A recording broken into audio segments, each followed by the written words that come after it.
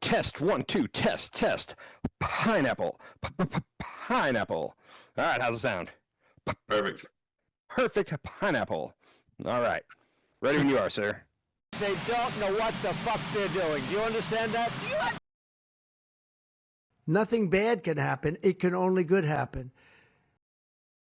Man, do you see how good the world's going?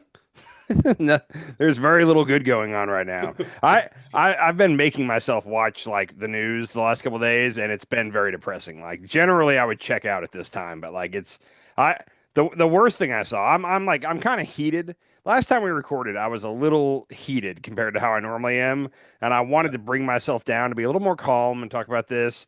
But like I got to tell you, like I'm already like heading into this. I'm a little heated. Speaking of people a little heated heading into things, did you see Pam Bondi at all today in front of the Senate? It's the Senate Judiciary Committee, I believe. Man, Dude, she walked in like amped up and ready to go. Like she was ready to throw punches. Yeah, it was what how much of it did you see before I start blabbing about this? I only saw some stuff where they were talking about Epstein and like Okay.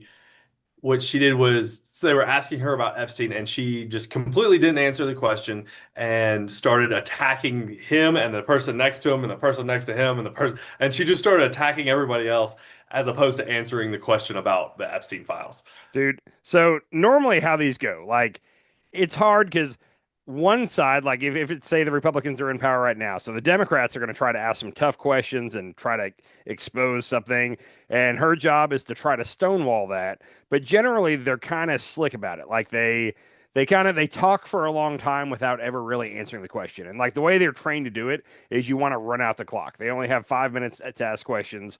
So like you kind of seem like you're getting to an answer, but you never quite get there, and you try to take as much time as you can to leave them no time for follow-ups. Like there's an art to like answering the questions without really answering the questions. Okay. And some people With are good the at whole it. Trump administration, none of them even come Dude, close to answering the question.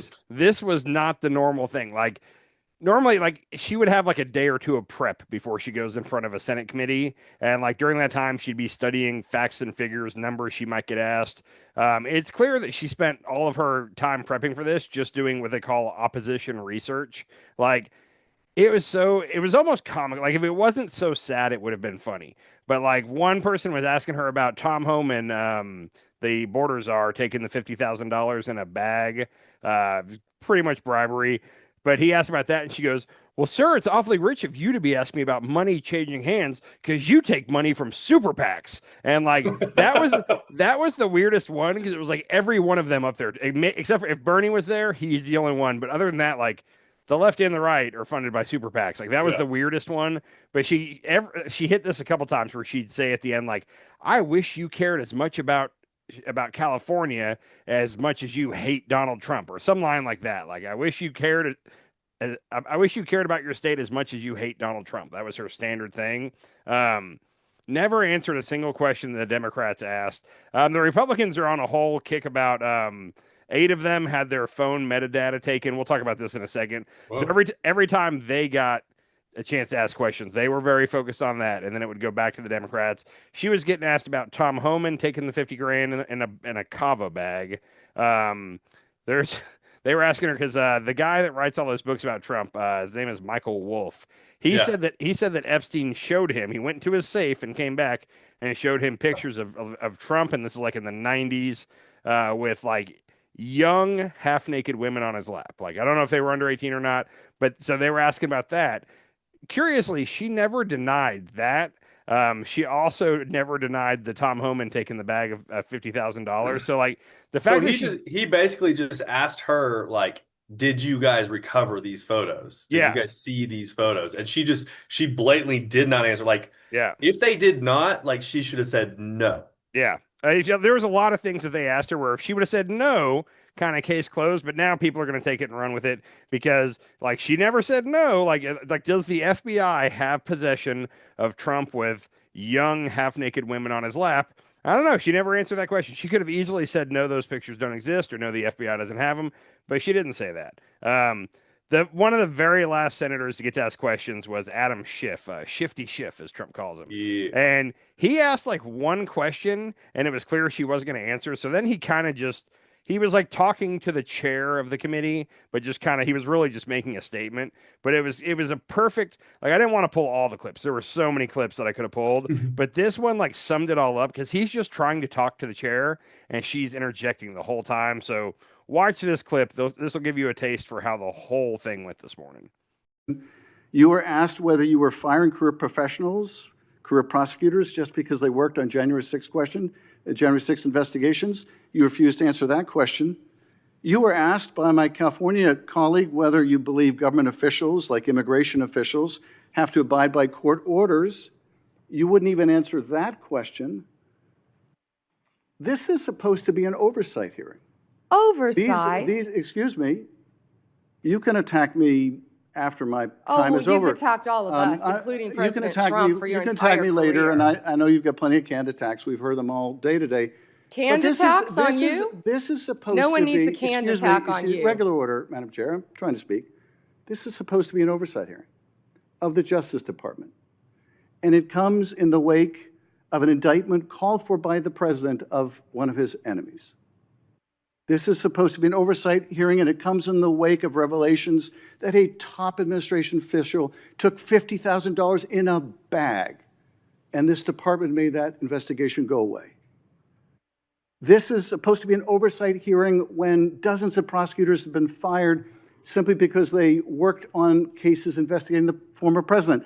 This is, and now What the about current the president. fires in California? And Do you this care is about that, supposed to Senator be, Schiff? this is supposed to be an oversight hearing in which members of Congress can get serious answers to serious questions about the Are the cover-up- riots in about the LA cover-up- serious? About the cover-up of corruption, about the prosecution of the president's enemies.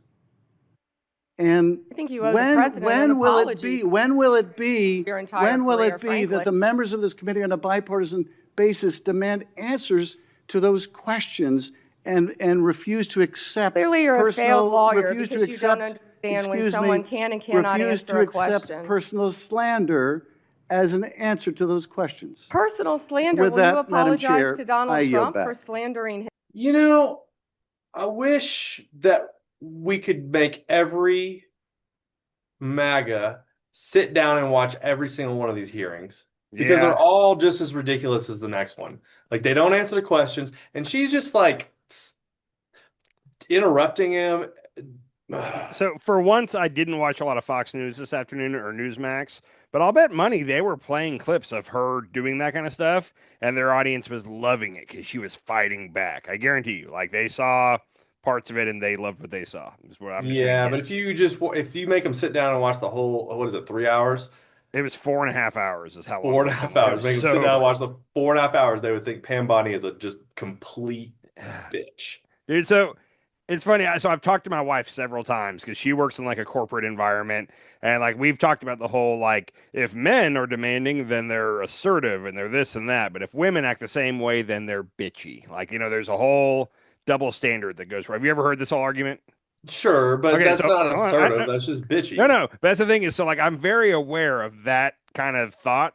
So I try to keep that at the front of my brain. I got a daughter. My wife has to go through this. Like, so I Yeah. think about it a lot. And like all day today, I was just like that bitch. Like I just wanted to. Yeah. I kept wanting to. And I was like, I want to find a different word to say, but like she was just being. I'm sorry to all the women watching this, but she was just being bitchy. Like that's the only Yeah. way. Oh, like I wanted to reach through the TV and do things. Just that clip was like, oh, you're just being a bitch. It was. That's the right word. I want to pick another word, but that's the word that Well, feels there's the C right- word. yeah. I was gonna go there first, but then Yeah. I moved past it. I think Yeah. we should be able to say the C word because I really like that word. But I feel like we're gonna get demonetized if I say that Yeah, word. don't say that. Well, quick backstory. When I was like very young, like 5 to 7, I'm gonna say, like I remember my mom, like out of the blue, was just like, by the way, like if I catch you cussing, like you're gonna be in trouble. But if I ever hear you say this one specific word, like it's gonna be bad. And like she told me that, and it was the C word. And at the time, I'd never heard it in Did my she life. say right? it? Yeah, I'm pretty sure. Yeah.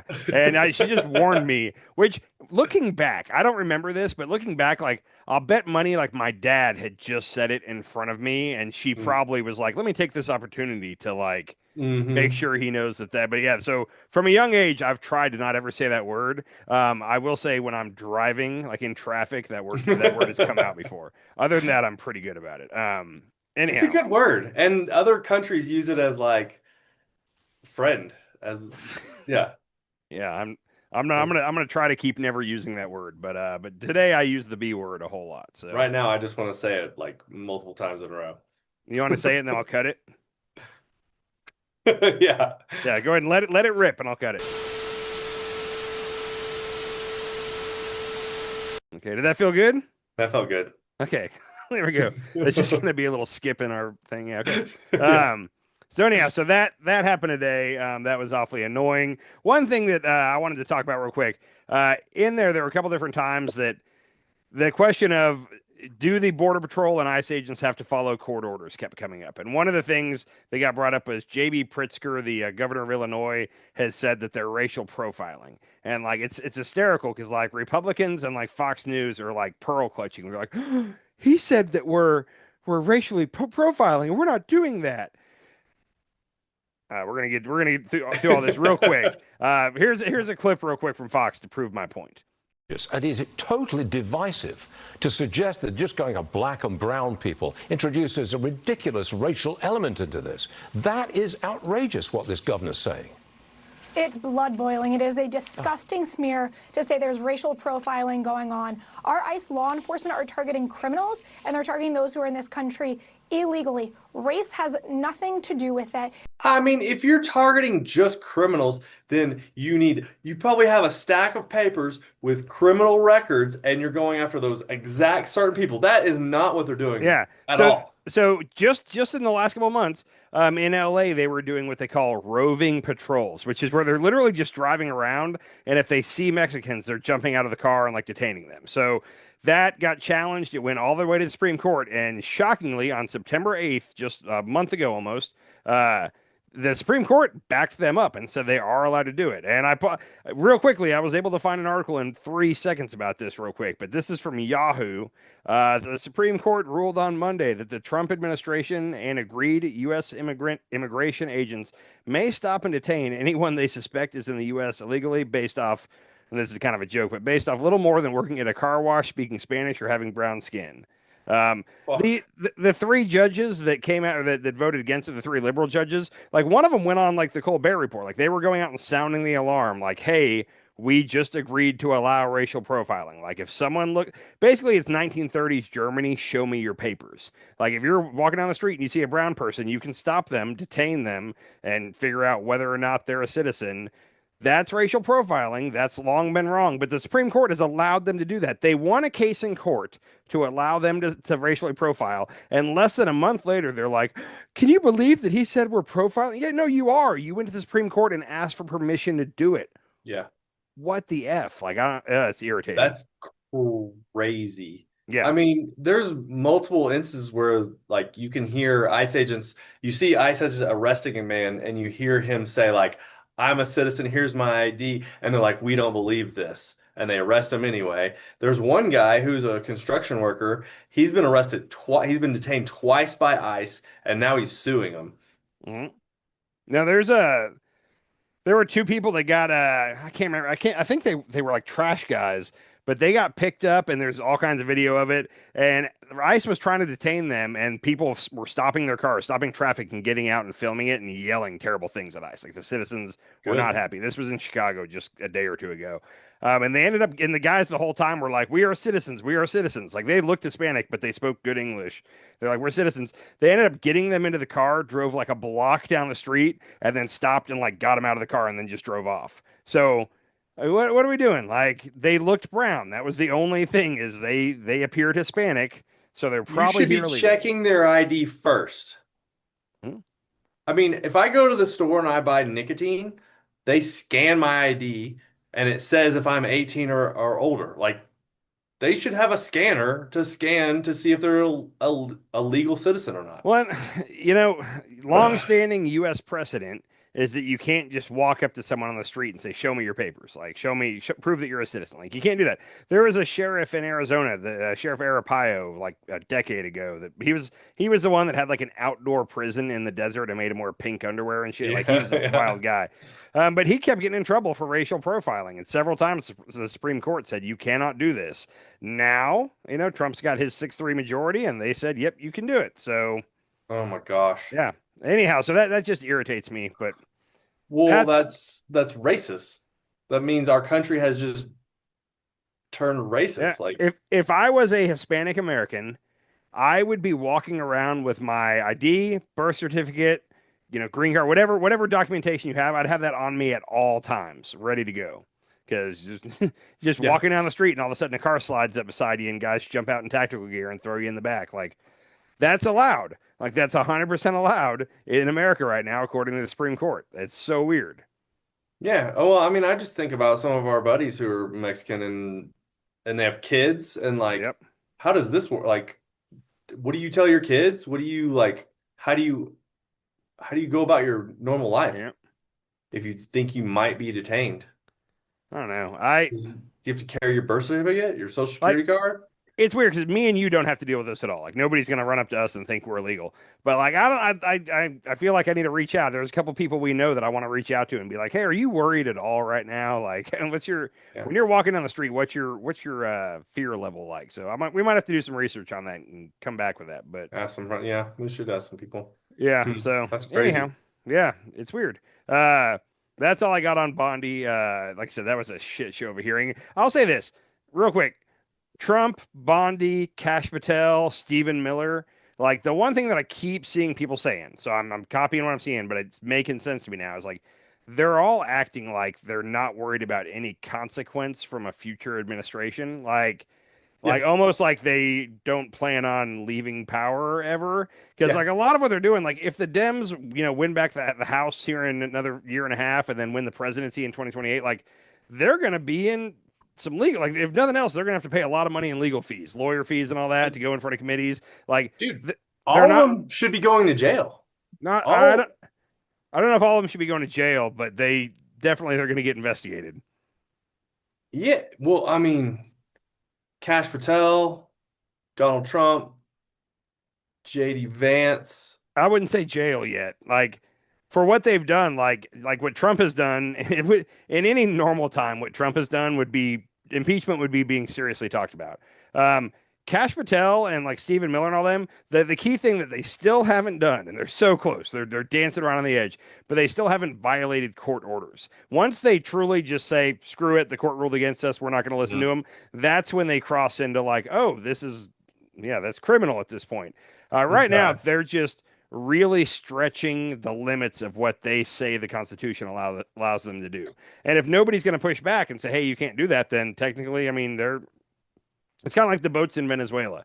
Like, Trump has now said that they are, officially, what is it, the energy combatants or enemy combatants. I can't remember what the word he used was, but like he said, here's our legal justification to do it. And now, if Congress came back and said, hey, we don't agree, we're not granting you the authority, and he keeps doing it, then we've crossed a threshold to criminal. If Congress is never going to say, no, you can't do it, and he keeps doing it, then he told Congress we're at war, they're allowing him to do it, it's not criminal. What does the World Court say about that? Oh, What's it called? the International Criminal Court would definitely say it's wrong, but nobody gives a shit. Like, they have no power. But they can arrest him if he lands in certain countries, right? George W. Bush, George W. Bush has been, he's a war criminal for what we did in Iraq and all that, and they've had an arrest warrant out for him for 15, 20 years at this point, and he's traveling just fine. Like, nobody's worried about George W. Bush getting picked up.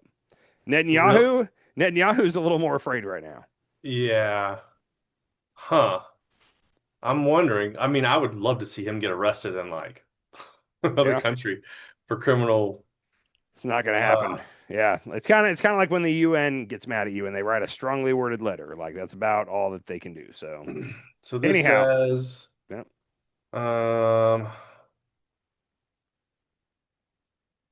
this is gonna take a long time to figure out. Yeah.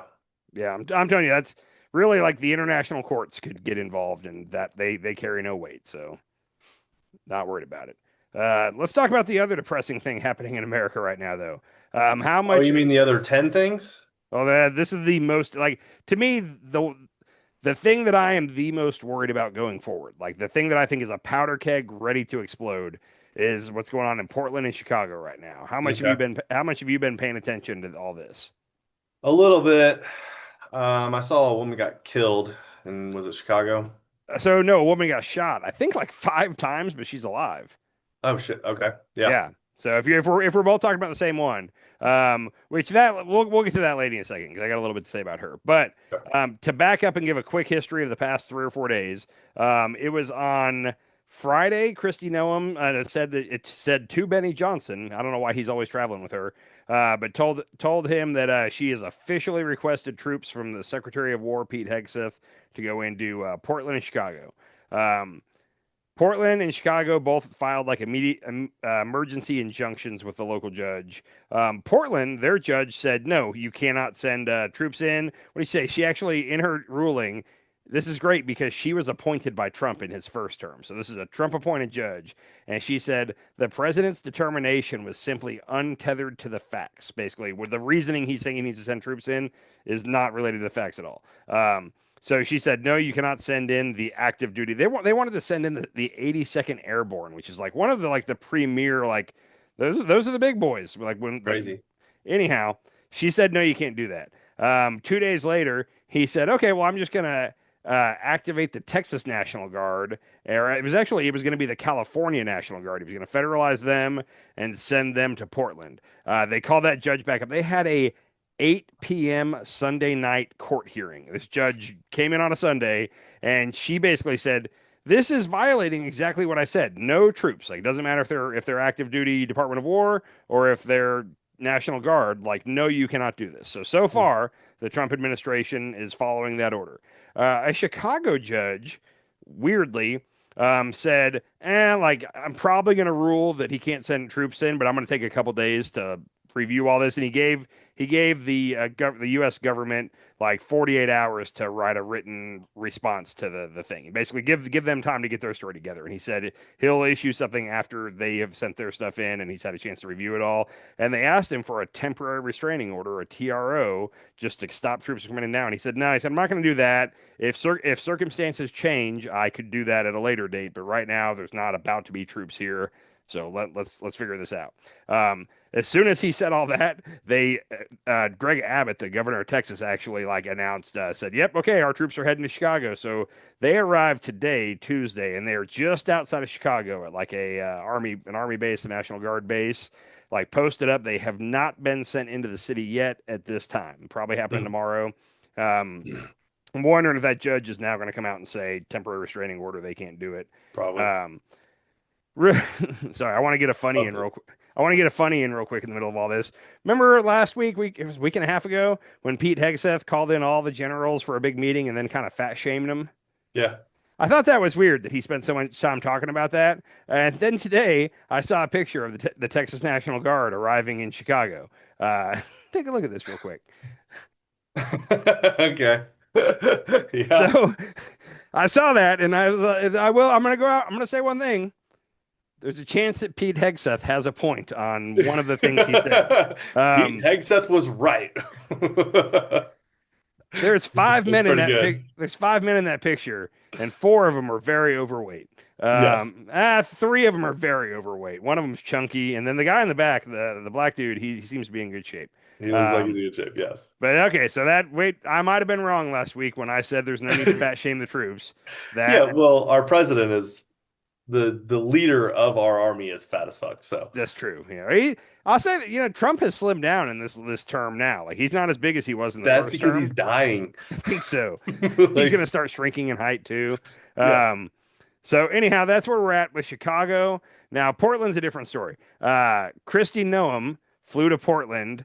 She was actually met again by Benny Johnson. He seems to be wherever she is. Real quick on Benny what's up Johnson. with that? So I don't know, but real quick with that. He posted, and I wanted to grab it for our podcast, but I think it might get copyrighted. I don't want to play with that. But it's an AI video of him as Batman. Batman, excuse me, I can't talk. him as Batman, like beating up brown people. Like, it's the best way I can say it. I'll send it to you on Twitter and you can watch it for yourself. But it's like a 30-second long video of AI of I'm so him. sick of AI videos. Yeah. And one, like at the end, it's like an Asian woman and he just punches her right in the face. And it's like, all right. Like, and Oh my gosh. he posted it himself thinking this is awesome. And it's like, you're just beating up brown. I don't think I that's think you helping. can post any AI video you want. I think it's all public. Okay. Well, we'll watch it afterward. I might slide it in right here. Okay. Anyhow, so Kristi Noem shows up. Benny Johnson's with her, and he tweets out this. Let me find it real quick. No, I didn't pull the actual tweet. He basically says Kristi Noem is surveying the battlefield or something along those lines, and then puts this video up. I don't have you real quick. Have you seen in Portland like how big the problem area is? Have you seen any maps of this? No. It's one block. Like Portland is all the way up here. And then at the very south side of Portland, there's one city block where the ice building is, where all this is going on. The rest of Portland is doing just fine. It's not burning to the ground. I got a cousin that lives in Portland, and he was posting pictures on Saturday. They ran a marathon and then went to like the Portland Farmers Market. Seemed like a lovely day. I didn't see fires or Antifa or anything. But anyhow, Well, that's what happened. That's exactly what happened in California. It was like 3 blocks there was just like mayhem. Yep. This is less. Check out all these Antifa rioters that Kristi Noem's having to do battle with.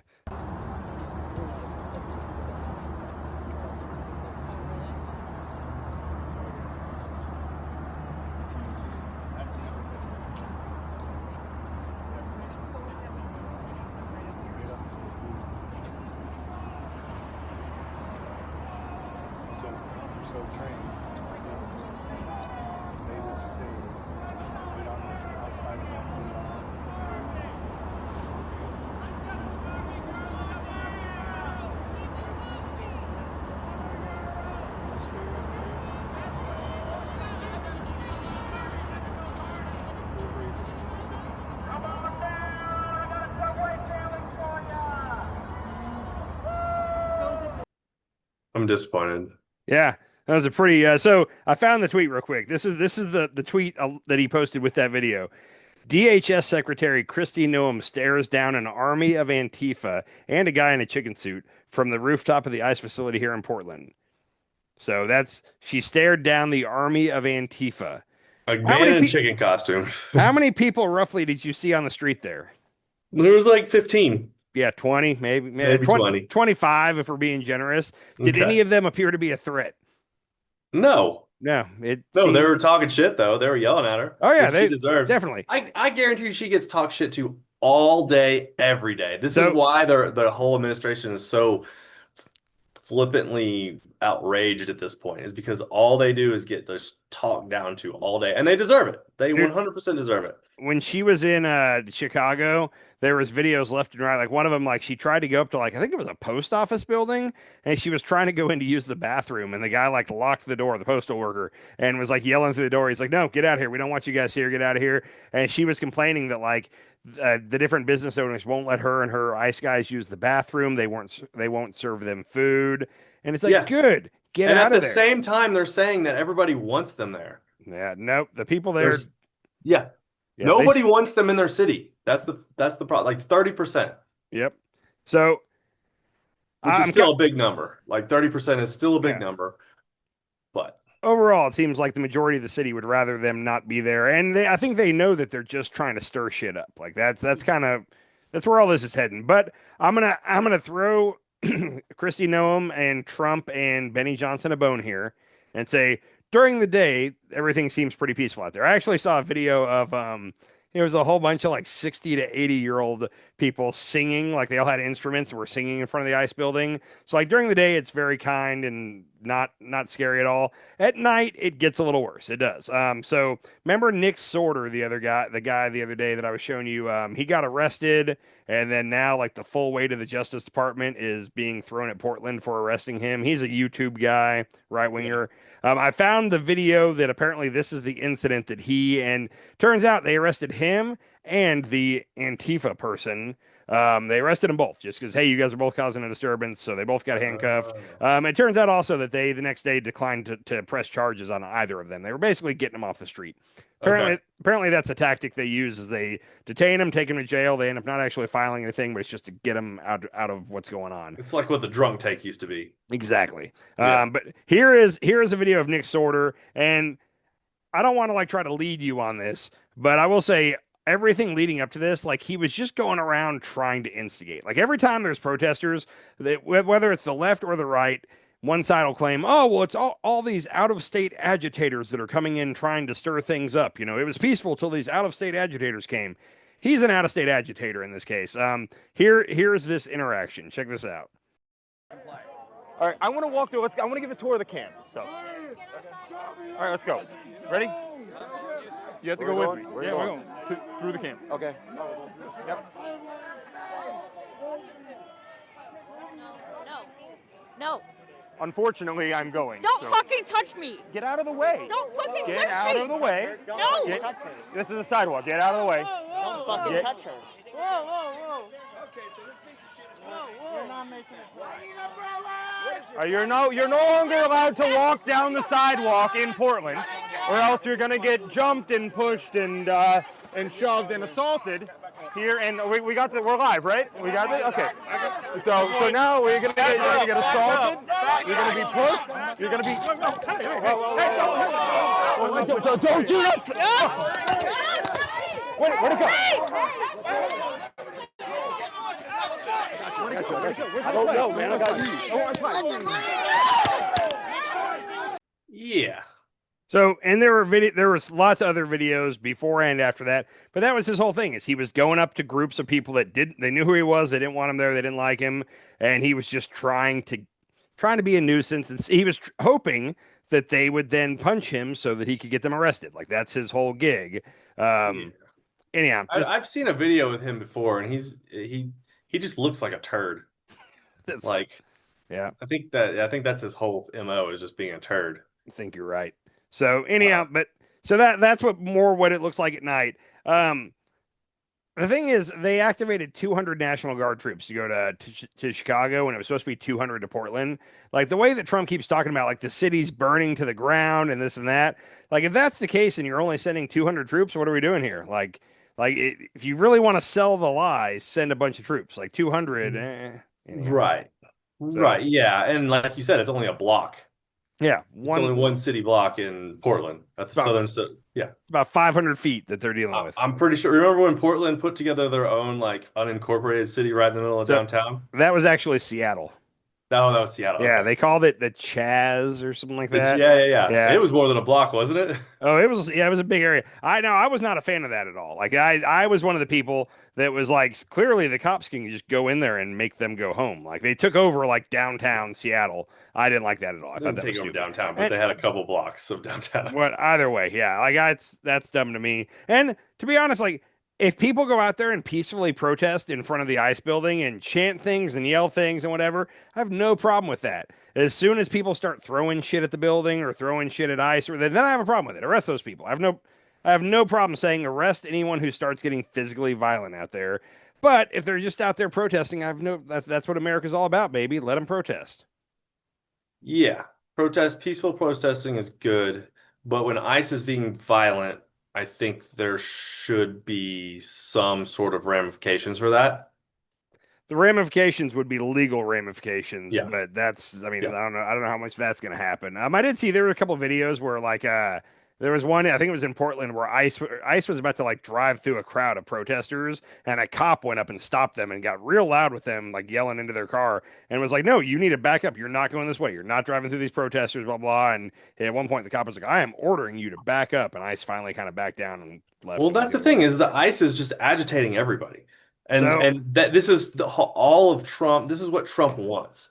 He almost wants a civil war in America. He wants one of these cities to fight back against ICE and the troops and to actually start something. Because it's either going to go one way or the other.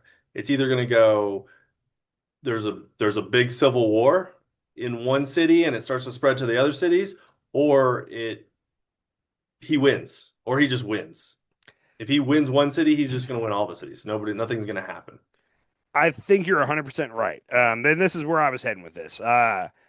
He I think he really wants to like officially declare insurrection or just declare martial law.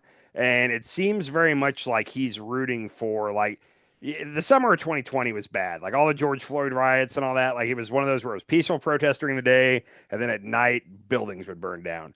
And like I really think he wants that so that then he can justify, well, now we got to send in the army. Like screw the National Guard. We got to send in the army to get control of our cities. And I wish I didn't feel that way, but like I really feel like he's rooting for a confrontation. And then you brought it up earlier, but we had the one lady that got shot in Chicago the other day. She's alive somehow. The story on that is really weird, and I want to say I want to wait until more info comes out before I really say which way I'm leaning on this. But what's fishy is right off the bat, this lady, it was the same lady that I think we saw on Fox a minute ago saying that they're not racially profiling. Her name's like Trisha McLaughlin or something like that. She's the assistant attorney general. Well, I was talking about, so we were talking about the insurrection. Like he wants to enforce the Insurrection Act, right? He's threatening to do it. He said it over the last couple of days. And so what does that actually mean? That means he can actually start shooting citizens or what? Yeah, once he declares insurrection, then he can act. That like unlocks all controls for him. He can call in the active duty army. He can declare martial law. Like insurrection is like our country has been invaded. Like By the liberals? No, that's what he's trying to say. Yeah, it'd be an attack from the enemy from within. Like that's what he's been saying for a couple of years now. I know. So that Trisha McLaughlin lady, I'm back now. Sorry, I had a brain freeze there. She came out right after the lady was shot in Chicago. This was Friday or Saturday, maybe.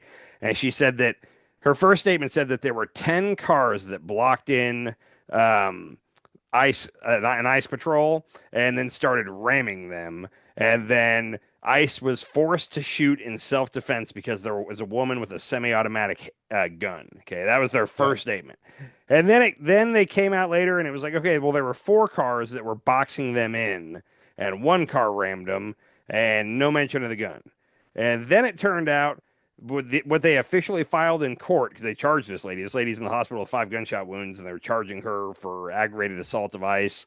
And they're now saying that she rammed them. There was no 4 cars. It was just her. And there's no mention of her having a gun anywhere in the indictment. So they've totally dropped that. So I don't know.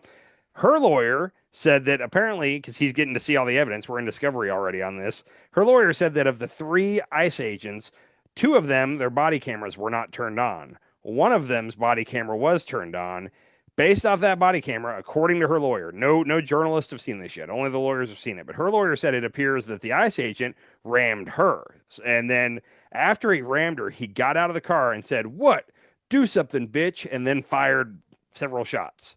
Oh my God. So I don't know. Like I want to see more information. I'm starting to question the official narrative here that that she rammed them, and B, that they made it sound like she was pointing a gun at them and they had to shoot in self-defense.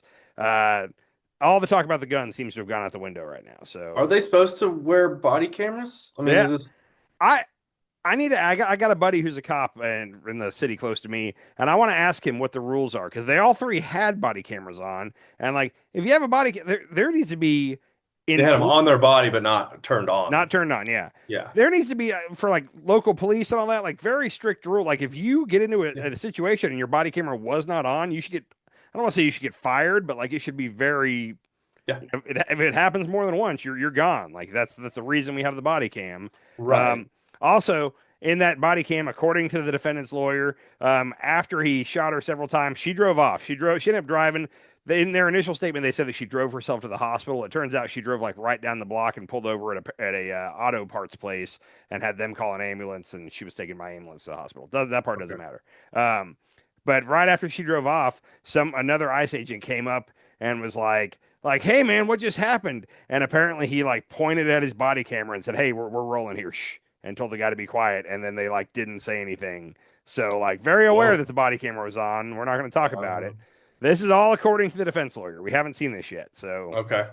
Well, I mean, we probably should trust him at this point. There is still a chance that she rammed them and pointed a gun at them. I'm just saying that if she really had a gun and pointed it or brandished it or whatever, that would have been in the indictment, and that was Yeah. nowhere in the indictment. So it seems like they came out with a bit of a fantastical lie, and now they're backtracking to what really happened. And maybe what really happened is still bad, and she should go to jail. But like, it's almost like a typical Trump lie. Like, it was already bad. You didn't have to exaggerate and make it worse. Like, why?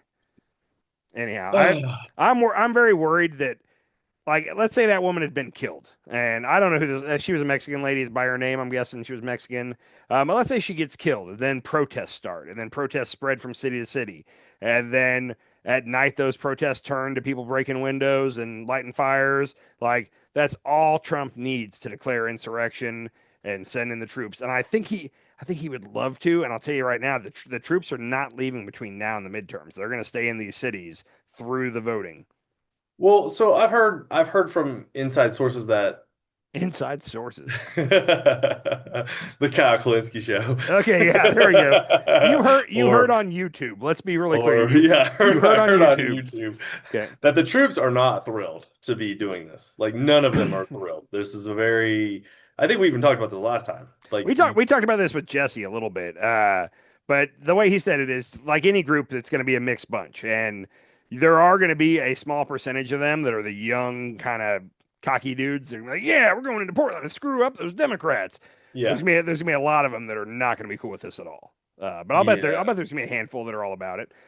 So yeah, this is messed up, man. Speaking of Kyle, did you ever pull any clips from Kyle? I forget why I have pull Kyle clips. Right.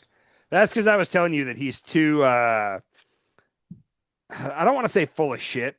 I didn't pull any clips, but then we're talking about Kyle Kalinske. If anybody on here wants to check him out, he sensationalizes his him. Yeah. And Jesse told me about a guy. I think the guy's name was like Keith Edwards. It was something similar to that. And he wasn't bad, but he was kind of like Kyle Kalinske, where like one of his videos was like, Trump gets owned by the blah blah blah, and then like I watched it and like it wasn't what I don't know. I really hate like the clickbait titles and thumbnails people use on YouTube. Maybe we should start doing it to get more clicks. Speaking of, like and subscribe. Yes, everybody like and subscribe. But yeah, that's why I will go back. I forgot to do that, but I'll go back and pull some Kyle clips. I'll have to watch only one of his little 30-minute things, and I'll find 5 different clips in there to pull because he does it all the time. Well, it's mostly his titles. I think it's not. I told you last time, but it's him doing the like, oh man, Trump's so cooked, man. Trump is. Oh yeah, so and it's like he says it once a day. Every day. It's like, no, he's not. Trump's doing just fine. He's not leaving office. Yeah. So, and that's what I don't know. That irritates me. That's why. And if anybody out there is looking for YouTube recommendations, that's why I like Breaking Points, because they always have a Republican and a Democrat, and both sides are not afraid to say that their side is in the wrong. Like if the Republicans are doing something stupid, Sagar or Emily will happily say like, yeah, I don't know what they're doing. This is moronic, blah, blah, blah. But if the other side gets a little bit too out in front of themselves, they'll pull it back. They'll say, hey, hold on, that's not quite right. And I feel like you need that. So. Yeah, I still like Kyle. I think he's doing good work. I don't dislike Kyle like as a person. I just don't care for his YouTube content, is all I'm going to say. I'm a fan. Yeah. So I'm a fan. Anyhow, to put a button on that real quick. I think that our greatest chance for shit to go really south here has to do with these troops going into these cities and ICE in these cities. Like, I think that it's going to take one death, and like it could be a death where like ICE is totally in the wrong and they shot somebody, but like the wrong death is going to cause protests to pop up everywhere, and then Trump's going to meet those protests with troops, like 100%. And right now, the fact that we have Texas National Guard troops going into Chicago, so a red state National Guard sending their troops into Chicago, like. Luckily, we're not here, but like, what if the governor of Chicago said, okay, I'm going to activate my National Guard to block the Texas National Guard? Now you have 2 different states' National Guards opposed to each other.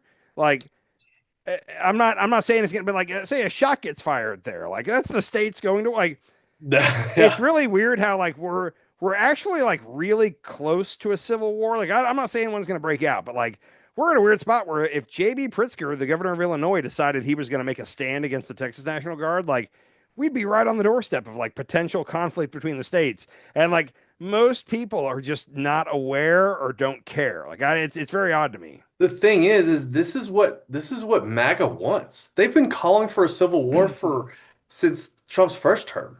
I don't get how a civil war would work because even in like really red states, like 25-30% of the population is Democrats. And in really blue states, 25-30% of the population is Republicans. Like, I don't get how a civil war would work at all. Like, we'd have like a mass migration where like people would be switching states to go to the state. Like, I don't know that I'd want to live in, you know what?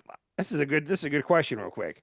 I know what you would say, but for me, if I had to live in like a conservative world, like only red states and only far right rules and policies, or a Democrat one with only far left, like I'm gonna say I'd go blue, but like there'd be parts of the blue that I wouldn't be a fan of. The red would be worse though, I will say. The red The would red be would be worse. At least in the blue, you would have education and healthcare. yeah, I'd have super high taxes and Better schools, better parks, yeah, better just super high healthcare, taxes. better education, a gentler, calmer society. I'd have to put up with Adam Schiff all the time though. Yeah, he And did Chuck good when he Schumer. was Schumer. Ugh. Schumer and Jeffries. That's the thing, dude. On a weird side note, Marjorie Taylor Greene has been making more and more sense all the time recently. She put out a What long is thing. going on? She put out a long post. I think it was yesterday, where she's like, "I am breaking from the ranks here, and like, what's going on with healthcare and the health insurance spikes are about to come are ridiculous. Like, I hear about it from my people all the time. Like, the Republican Party has no plan. They haven't been talking about it. Like, this is unacceptable. Like, I so many times in the past year, I've caught myself being like, "Holy shit! Like Marge, get it."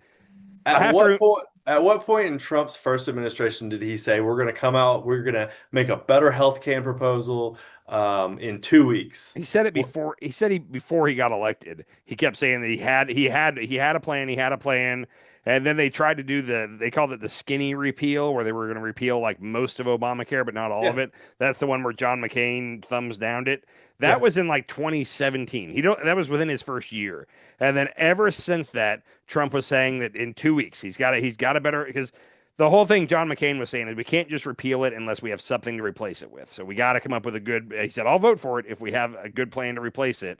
Yeah. And that ever since then, we've been 2 weeks away from Trump giving us his health care plan. Well, did you see the chicken shit Speaker of the House talking the other day? And he said, "We've been working on this day and night on a healthcare plan for No. 10 years. Come on, man." Yeah. And then he shuts down the House.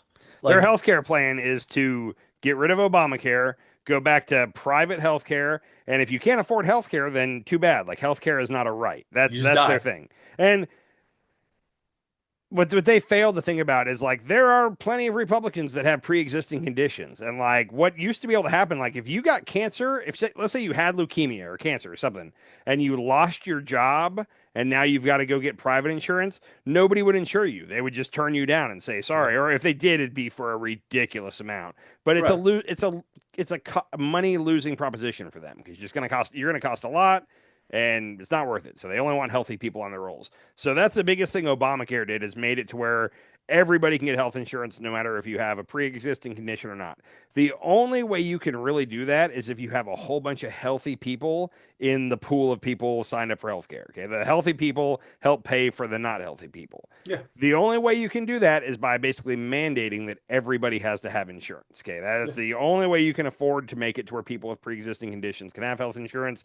Thus, we got Obamacare. Republicans' main thing is they want to make it basically take away the mandate. And right now, they have kind of you don't have to have Obamacare or insurance, but you basically have to pay a penalty for not having it if you don't have Right. insurance. Either way, Right. that's their big plan is to get rid of the individual mandate. And once they do that, then pre-existing condition people are screwed, and they don't seem to care.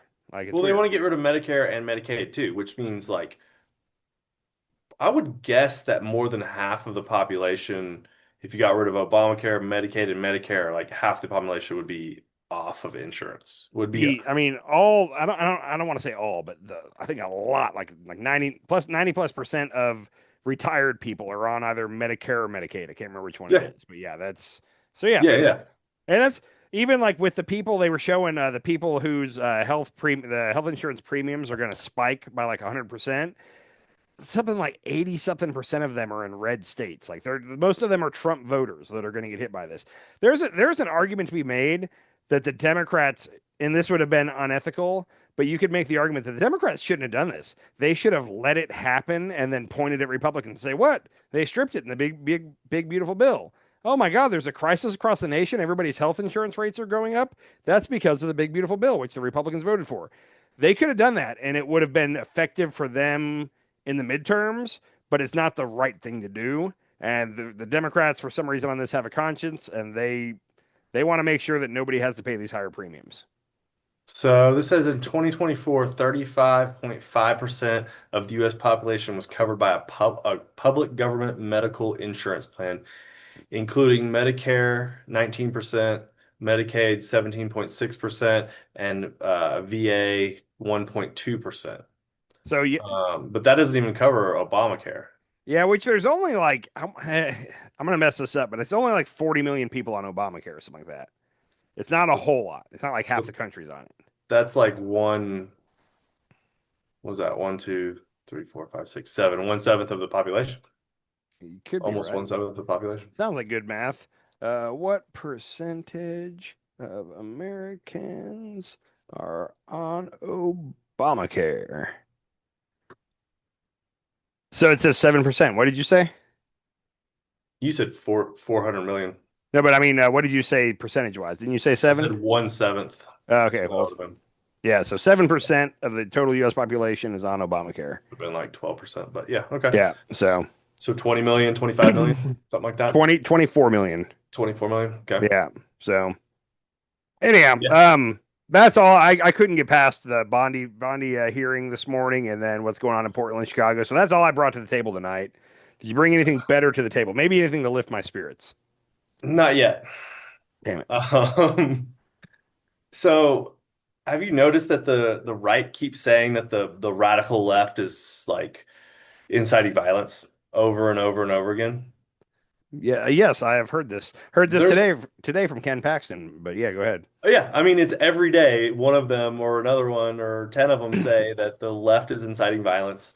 And the last like 5 big events have been on the right. There was the guy that pulled up to a restaurant in a boat in was it like North Carolina or South Carolina and opened fire on him. In a boat? Yeah, you didn't hear about that guy? I didn't hear about Yeah, that. so he was a former Marine that suffered severe injuries in Iraq. I think he got shot in the head at one point too. Apparently, he has not been right in the head. Like this guy was a Trump fan, but also like you can just say like he's been not well for a while. The fact that he still had access to guns is bad. But yeah, he pulled up to like a lakeside restaurant with people eating out like on a patio overlooking the water. Pulled up in a boat and opened fire into all the people eating. I think he killed 3 or 4, wounded like 10. Something like that. There was that. What was it? The same weekend there was another what's sad is we have so many mass shootings. There was like 4 last weekend, and all 4 of them were Trump people, but I can't remember them honestly. Like it kind of Right. They just keep happening. There's that church one, and then the one that I really wanted to bring up was the judge's house that got burned down. Her husband and son were inside, and they're in hospital right now. I think I saw today that the police are saying that they've investigated and that they don't think it was arson. They think it was like just a freak fire that started. So I don't know that, but I'm just warning you. Okay. Yeah. Okay. Yeah. That judge had been targeted by different people in the administration. Oh, Trump was criticizing. She was criticizing the Trump administration. She blocked the state's election commission from releasing voter files to the DOJ, and Trump was like criticizing her on his social medias, I guess. It was an explosion, right? There was an explosion and then a big fire and the whole house burned down. I saw the house on fire. I don't know that there was an explosion in the beginning, but like I said, originally the police thought it must have been arson. But whatever, I don't get how all this works. But fire departments can get in there and really quickly figure out where the source of the fire was. And I saw today. I don't know if it's true or not, but I saw today that they found it and they don't think it was arson anymore. So I'm gonna just worry there. Good. The other one, real quick. The other one was the mass shooter in it was in Michigan, I think. The guy that drove his truck into the church, and then lit the church on fire and opened fire. Apparently, he went around the building asking people if they were Mormon. I can't remember the exact question. He was asking if they were Christian. Well, he was asking if they were Mormon or if they believed in Jesus Christ, like one or the other. And if they said they were Mormon, he shot him. Apparently, he he was a big time Trump supporter, and there was a picture of him wearing it's like a camouflage Trump shirt that says something about liberal tears on it. I can't remember what it was, and like the right photoshopped that and took off the Trump stuff, and were like, look, this was just a regular camo shirt, and the Democrats put the Trump stuff on it to try to make it look like a Trump voter. And luckily, his Facebook page and his mom's Facebook page, I think, are still open. And yeah, no, that was on his shirt. He was, but again, that guy was pretty crazy. It seems like.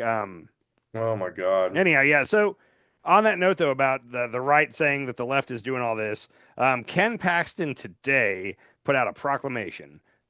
So Ken Paxton put this out today. I'm not going to read the whole thing, but in response to the political assassination of national hero Charlie Kirk and the disturbing rise of leftist violence across the country, Attorney General Ken Paxton has launched an undercover investigation into various groups affiliated with left-wing political violence known to be operating in Texas.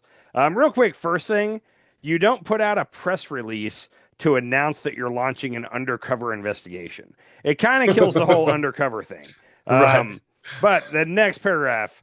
Leftist political terrorism is a clear and present danger. Corrupted ideologies like transgenderism and Antifa are a cancer on our culture and have unleashed their deranged and drugged up foot soldiers on the American people, said Paxton. The martyrdom of Charlie Kirk marks a turning point in America. There can be no compromise with those who want us all dead. To that end, I have directed my office to continue its efforts to identify, investigate, and infiltrate these leftist terrorist cells. To those demented souls who seek to kill, steal, and destroy our country, know this: you cannot hide, you cannot escape, and justice is coming. It goes on. Dude, have we even figured out what happened to, I mean, are they even investigating what happened to Charlie Kirk? Because we Dude, talked about this. This is so crazy. Like those videos of the guy like running up and grabbing something off of Kirk and then getting out of there, handing it off and getting out of there or whatever. I'll say this. The government's not saying nothing about this. Now there was reporting like a week ago, because remember Kash Patel put out a tweet a while back where basically he was seeing all the people online with all their theories, and then he put out a tweet where he's like, we're investigating all these theories. Then he went through and listed all the potential like conspiracy theories people have about it. And I told you this is a week two ago, but I told you like all the lawyers I was looking at on Twitter were saying, like, what is he doing? Like, he's ruining the case. Like, by even saying this, like, they've already put out their charging document against him. And now they're saying that they're also investigating all these potential theories, including he didn't even do it. It wasn't Tyler Robinson, whatever the guy's name was. So apparently, I saw some reporting because the kid is being charged at the state level. They wanted to try to make it a federal crime, but like there was just really no reason to make it a federal crime. So the state is prosecuting this kid. And apparently like the state attorney general or lawyers reached out to Kash Patel or the Department of Justice and basically said, what the fuck? You're making it to where we're not going to win this case. They were like, shut the fuck up. Like, you are killing our chances to get a conviction here if you don't stop talking. And apparently the Department of Justice heard that and responded, because now they're not saying nothing, that's generally the way it goes when you have a shooter in custody. Is you don't want to try this in the public space. You want to get this to court. Yeah. So Yeah. it goes against I want to everything hear else. I want to get an interview with his father, his lover, himself. Like I want to get Yeah. Because We'll he's see. claimed not guilty. So He's claimed not guilty, and I've seen enough people say that there was enough mistakes by the FBI after they caught him that like he could easily get off on a technicality. Now I don't know if that's true or not, but I've read that a bunch. Yeah, so Ken Paxton though, which Texas is a hotbed for all these leftist political terror cells. I don't know what the hell they're thinking. Like, I love the fact that they think that the left is this organized. Like, right. I don't see it. If they are, I've missed it my whole life. They don't seem to be as organized as one would think. But he thinks there's left-wing terror cells running through Texas. It's kind of a joke, but also left-wing terror cells. That is insane. Like, here's the thing: it's kind of funny, but by him announcing that he's doing this, like he's going to put the screws to any left-wing donors. Like there's different political committees that raise money to give to candidates and all that. Like I think what he's going to do is he's going to use this memorandum to turn up the heat on all them and try to kill fundraising. Like that's one of the easy things you could do going into the midterms is kill their ability to fundraise. Seems easy. And Trump started that right away. He went after, like, within the first week he was president, he went after a group called Act Blue. And it's basically Act Blue, all it is you can donate money to them and then they give it to the races that need it the most. Like that's how that whole organization works. And he tried to say that they were some kind of a terrorist. I can't remember what his justification was, but he's going after them. Yeah. So Well, speaking of Texas,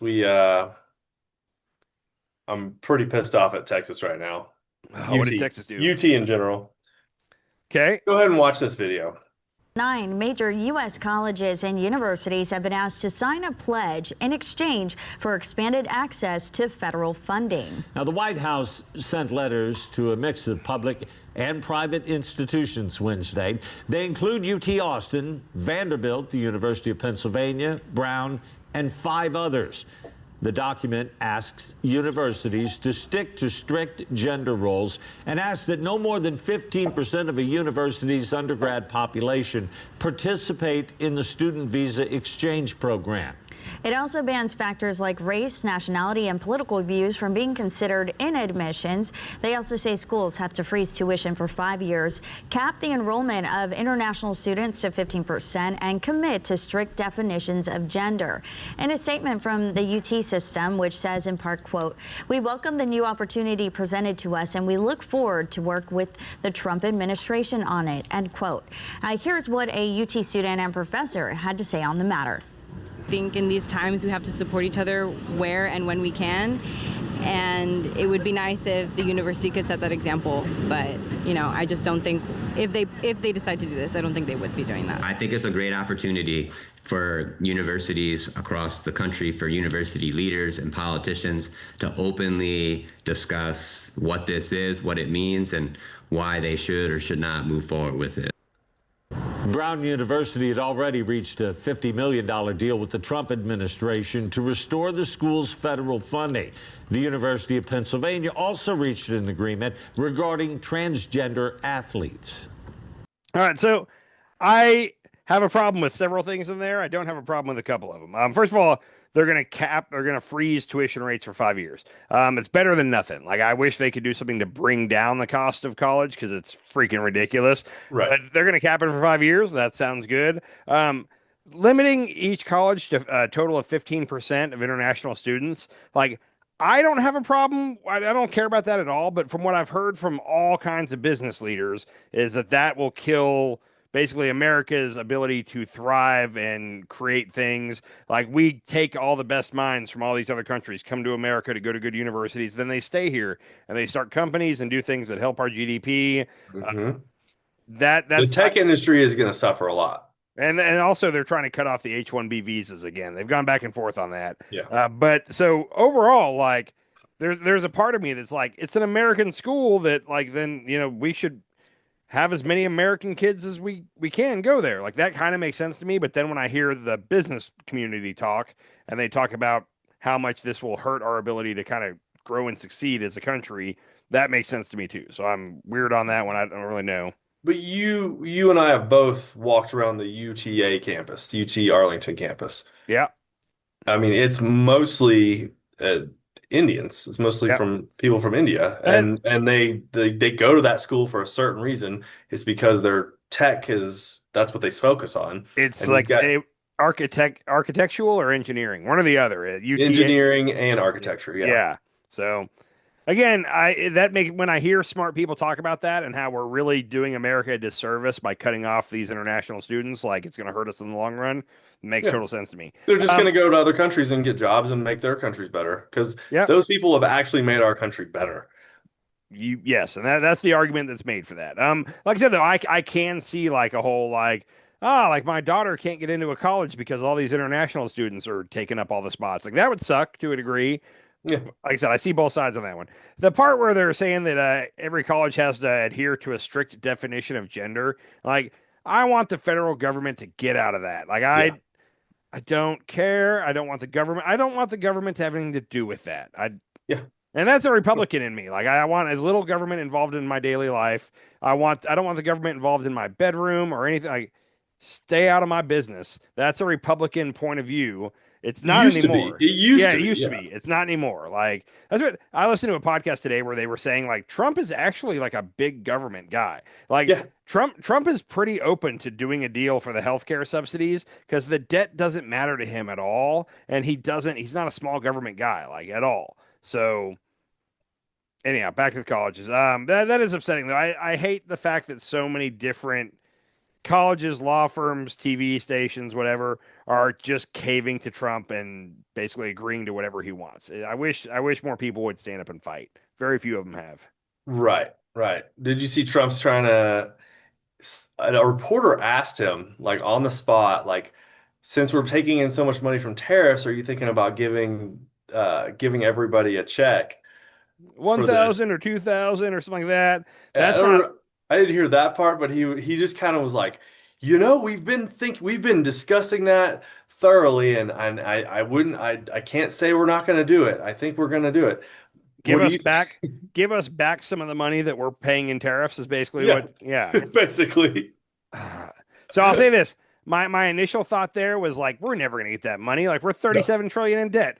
But if it starts to look like he's very worried about the midterms right now. Like if the Democrats take over the House, they can't stop him on anything, but they're just gonna make his life miserable. They're gonna launch all kinds of investigations. Yeah. So if it starts to look like he's totally gonna lose the House, I could see him sending out $2,000 to every American, basically trying to buy their vote. I could totally see yeah. that. So Yeah.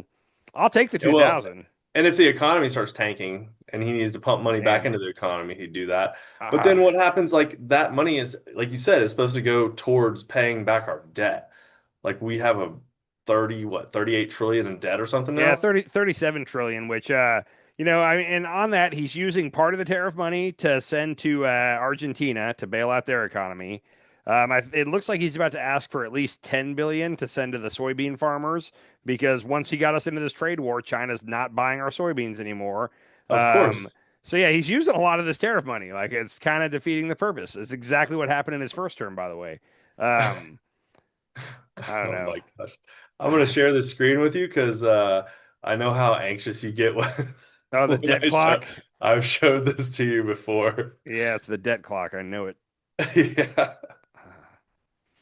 It's just ticking. It's just It's $1 million every 10 seconds. yeah, that bothers me. Our debt is going up $1 million every 10 seconds. That's like $100,000 every 10 seconds. No, this is 100,000. Where my thing is, that's 100,000. Yeah. That's each one. Okay. So every 20 seconds we go up $1 million. That's Yeah. $1 million. Pretty much, yeah. U.S. federal revenue is climbing. Thank God for that. So our revenue, we have $5 trillion in revenue. I mean, Which- here we go. Medicare, Medicaid. It's going up. Largest budget item. 1.7 trillion. I haven't really dug into this, but this is insane. Yeah, Medicare, Medicaid, and the Department of Defense are pretty much the top three. I'll link this in the description so anybody who wants to check it out can Yeah. check wanna it out because it's pretty fascinating. If you want to give yourself unnecessary stress. Yeah. Yeah. Anyhow, yeah. I forgot to play one video that I do want to sneak in here just because it's scary. You know how Trump, when he was talking to the generals last week, he, a couple times tried to say some bad things about the Democrats, hoping to get an applause, and they kind of the generals just sat there and didn't do anything. He spoke to the Navy the other day, and he tried the same thing. He tried to get them to boo Obama at one point, and they didn't really react. Now it was younger guys in the Navy, so there were definitely parts where they were hooping and hollering and cheering for what he said. But he did throw out a line kind of attacking the Democrats. Not much of a reaction. You could see the people in the crowd behind him not really saying much. But check this out real quick from that speech. But we have to take care of this little gnat that's on our shoulder called the Democrats. They want to give all of our money to illegal aliens that pour into the country. And, I have a bigger heart than they do. But the problem is when you do that, they come in by the millions. Everybody wants that, so you can't do it. Refer. A He little likes gnat we got to take care of. he likes to refer to things he doesn't like as like vermin or bugs. He's kind of got a thing with that. And yeah, the Democrats are gnats. You know what you do to gnats, right? You step You on them, you swat 'em squash away. them. Yeah. Yeah. So anyhow, that's just another one of those. He's about to send the military into the cities, and he's giving them pep talks about the Democrats. So, Dude, everything's it's so fine. crazy. Did you see that he was asked again about Ghislaine Maxwell? He said he's going to talk to the Department of Justice about. He didn't rule out a pardon. He didn't really say he was going to pardon her, but the dumbest thing about that is he was like, who are you saying? Oh, her. Yeah, I haven't yeah. heard that name in so long. I don't even hardly know who you're talking about. Like, Yeah. bullshit. Sorry. But yeah, then he basically said, I don't know. I'd have to talk to the Department of Justice about it. I guess I'll talk to And him. Caitlin Collins fought back, and she said, "You mean the child sex trafficker?" Yep. And he said, "Oh yeah, I'm gonna definitely look into that." Yep. No, she's a sex trafficker. Like, you should not pardon her, but he's going to, because she's going to release some stuff about him if he doesn't. I'll say this. If he makes it through all 4 years and then a Republican wins the next election in 2028, JD Vance or Rubio or whoever, he's going to pardon her on his way out the door, because then he's not afraid of the next administration coming in and doing anything. Now, if he loses the next one, I don't know if she ever gets a pardon. But if he gives up power to another Republican, that is going to be one of his final things, is pardoning her, guaranteed. Because if he doesn't, if he leaves office without pardoning her, that's going to open her up to saying whatever she wants to say about Trump. And I gotta believe she knows some stuff. I mean, she's a cretin. Yeah. So she's only looking out for her best interest at this point. So she's never gonna say anything unless Trump doesn't do what she says. Well, she's got him under her wing. I don't know if you saw, but during the Biden administration, she was trying to reach out to the Department of Justice saying, hey, I have info on Trump. I will trade it in exchange for, and we don't know if it was in exchange for getting moved to a softer prison like Trump did, or a pardon or whatever. And apparently the Biden DOJ just said, hey, we're not giving you a deal, so shut up. And they never wanted to talk to her about it. Apparently the prison that she's in, they have like puppy rehab days where they bring in puppies. Like, I don't have puppy rehab day. She can leave the prison and like go get a cup of coffee and come back. Like she can just like that's ridiculous. Yeah. Like she can leave, go to the bookstore, come back. Like, she just has to be back every night. Oh my God. Yeah. So anyhow, there's not supposed to be what do they call it? Sex offenders. Like, sex offenders are not supposed to be qualified to be at this prison. No. But they broke a rule for her and stuck her there. So the most like horrendous sex offender of all time, probably. Yeah, second most. I think Epstein would still be number one. She's two. Well, she was his like you put them in the same category. That's true. Yeah, they were a team. They ran the same business. They're 1A and 1B. Yeah. Yeah. So Greta Thunberg. Apparently, she's getting tortured in Israel right now from reports. She got released. Did she get released? She was released. I don't think she spoke yet, but she's been released. Yeah, apparently she was dragged, tortured. They made her crawl across the floor and kiss an Israeli flag is one thing I saw. Oh my! They put they like put an Israeli flag on top of her or something. Yeah. And, like, all of them were denied medical attention. Like, Apparently, one guy was asking for insulin for his diabetes for like 3 or 4 days, and they were like, "You won't get it until your heart stops beating." Jesus. Okay. That's what they're saying, and there's still 138 of them detained in Israel, or at the Dark Force. So there's never going to be anything that comes out of this, but like, their boats were boarded outside of Israeli waters. So they were still in international waters when their boats got boarded and they all got taken captive. I don't know, taken prisoner. I don't know what you're right thing. So like, that's an abduction in international waters. Now, had Israel waited till they got within, I can't remember how many nautical miles, but there's a certain buffer every country has.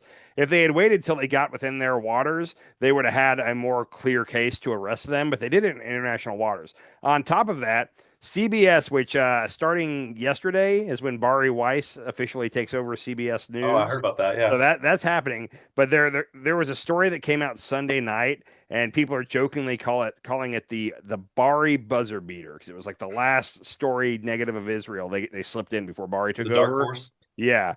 Sorry, I should say that. But it turns out at one point, while the flotilla they were anchored like by Tunisia or someplace not close to Israel, and that's when drones were attacking their ships and dropping little incendiary devices on it. And everybody knew that was Israel, whatever. Well, CBS News basically figured out that like Netanyahu specifically gave the green light for that, and it was a submarine that like got within a certain distance of them and launched drones to go, and it was basically just to screw with them. But that was in the port of another country. Israel snuck a submarine in, launched drones to do a drone attack. Like, that's against international law, bigger than shit. Like, nothing's going to come of it. But what are we doing? So the Dark Force just keeps breaking international law, and nobody's going to do anything about it. Well, there's several countries that are whining and complaining and filing That's stuff. all they're doing. They're not doing anything about it.